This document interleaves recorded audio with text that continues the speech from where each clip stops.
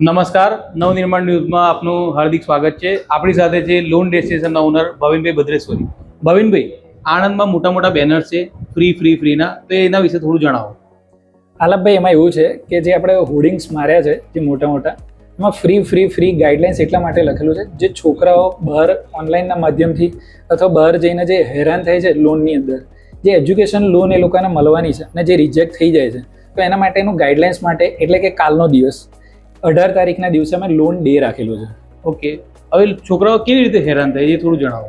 Generally શું થાય છે કે એની અંદર છોકરાઓ બધે લોગિન કરાવીને આવે છે અને એમને જ નથી ખબર કે એમની પ્રોફાઇલ એકચ્યુઅલ સેન્કશન થવા જેવી છે. બરાબર. અને એના લીધે છોકરાઓ હેરાન થાય છે. ઓકે, તો કાલનો દિવસ જ એટલા માટે રાખેલો છે કે એને આપણે પ્રોપર ગાઈડલાઇન્સ આપીશું અને એમની loan sanction કરાવડાવીશું.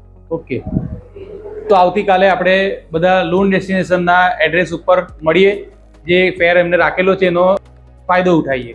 432 Narayan umpire loan destination.